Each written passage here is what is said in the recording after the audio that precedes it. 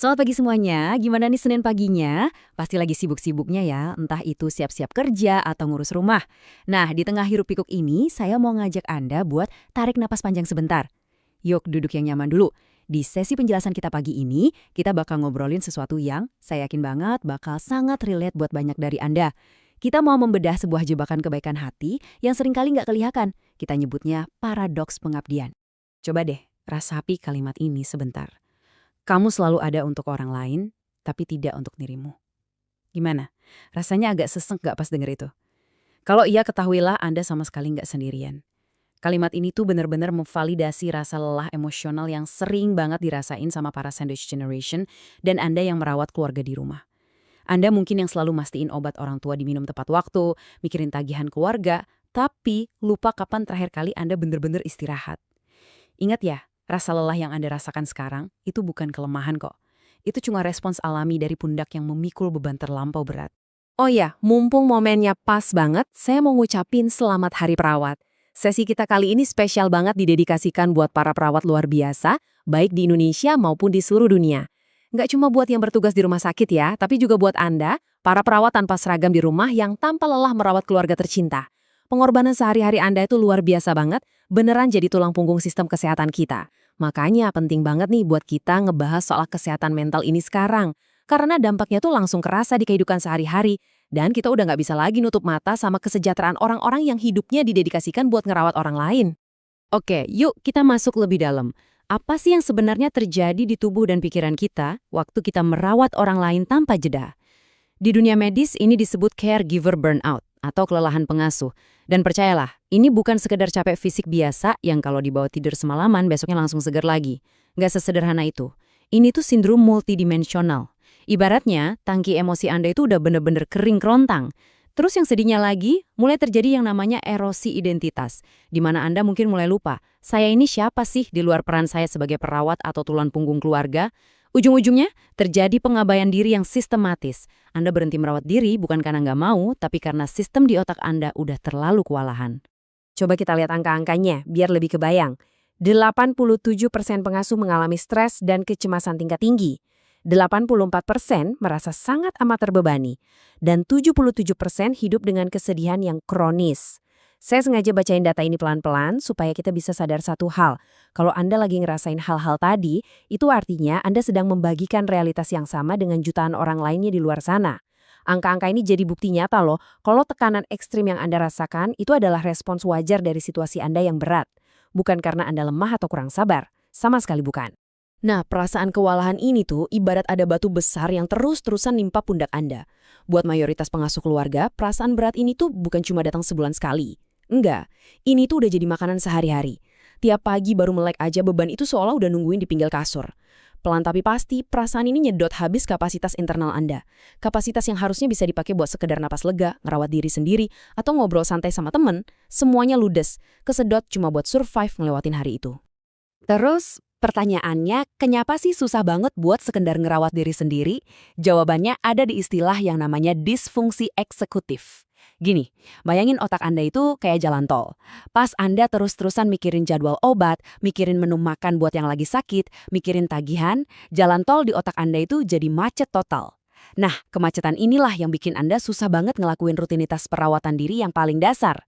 Secara neurologis, otak jadi kesusahan buat ngerencanain hal sepele kayak, oh saya harus minum air putih, atau saya harus makan siang nih, karena semua jalurnya udah diblokir sama kebutuhan orang lain. Jadi ini benar-benar bukan salah Anda, otak Anda memang lagi kelebihan muatan. Secara psikologis, ada satu jebakan yang sering banget kita nggak sadar. Mendukung orang lain itu emang hal yang sehat atau disebutnya communion sehat, asalkan Anda tetap ngejaga nilai diri Anda.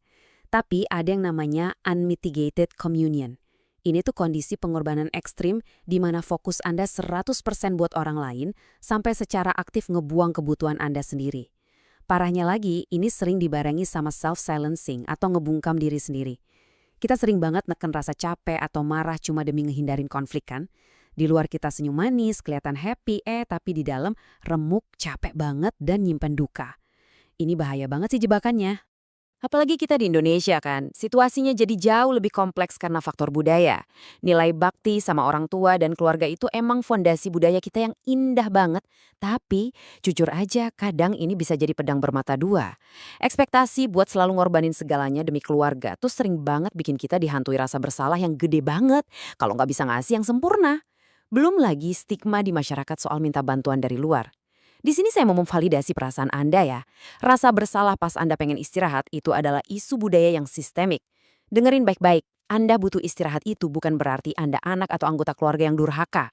Dan tahu nggak, dampak dari ngabain diri sendiri ini benar-benar nyata dan bisa kejadian sama siapa aja. Di Indonesia sendiri, kita bisa lihat dari kasus figur publik kayak aktor muda Kiesya Alvaro yang harus mikul beban finansial keluarganya dari kecil. Ini contoh klasik banget dari sandwich generation yang harus nyingkirin kebutuhan pribadinya demi keluarga. Kalau lihat ke luar negeri, ada kisah nyata Catherine Saunders di Inggris. Dia sampai lumpuh selama 5 tahun gara-gara bertahun-tahun nyuekin sinyal capek dari tubuhnya. Ini bukti nyata loh, kalau burnout dan ngabayakan diri itu bukan mitos. Kalau didiemin, tubuh kita beneran bisa tumbang secara fatal. Oke, jadi pertanyaannya sekarang, gimana solusinya? Kita butuh sesuatu yang praktis dan gampang diterapin sehari-hari kan? Nah, kita bisa mulai dengan mempraktikkan self-compassion atau belas kasih ke diri sendiri. Caranya? Pertama, baiklah pada diri sendiri. Stop ngomelin diri sendiri kalau lagi ngerasa marah atau capek. Itu emosi manusiawi kok, wajar banget. Kedua, sadari kalau Anda nggak sendirian. Ribuan orang di luar sana juga lagi berjuang di posisi yang sama. Dan ketiga, cobain deh praktek mindfulness. Duduk diam bentar, latihan ambil napas dalam-dalam selama 5-10 menit aja tiap hari. Secara ilmiah, jeda napas singkat ini terbukti bisa secara aktif nurunin kadar kortisol alias hormon stres Anda loh.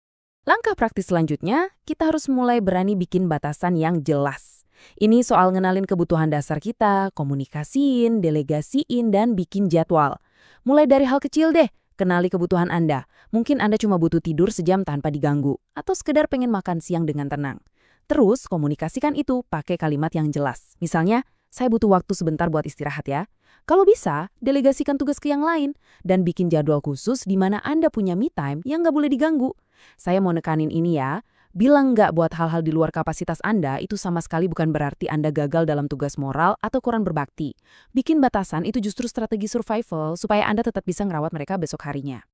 Tapi, kita juga harus realistis. Solusi individual aja tuh nggak cukup.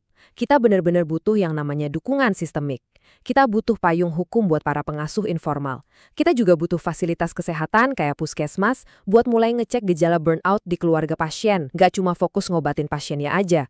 Dan yang paling penting, kita harus berani ngilangin stigma. Minta bantuan profesional, pakai jasa perawat part-time, atau nitipin lansia ke fasilitas perawatan yang layak, itu adalah keputusan medis yang sangat bertanggung jawab loh. Itu bukan penelantaran, sama sekali bukan. Itu justru bentuk cinta yang realistis dan berkelanjutan. Nah, sebagai penutup sesi kita, saya mau ninggalin satu pertanyaan sederhana tapi powerful banget buat Anda renungin sepanjang hari ini. Kira-kira, apa nih satu batasan kecil yang baik buat diri Anda yang bakal Anda buat hari ini? Ingat ya, inti obrolan kita, Anda nggak bakal bisa terus-terusan ada buat orang lain kalau perlahan-lahan Anda sendiri malah menghilang. Anda tuh berhak buat bahagia, Anda berhak istirahat, dan Anda sangat amat berhak merawat diri sendiri sama baiknya dengan Anda merawat orang lain. Yuk kita hadapi Senin yang sibuk ini dengan senyuman, dengan energi yang diperbarui, dan komitmen buat lebih sayang sama diri sendiri.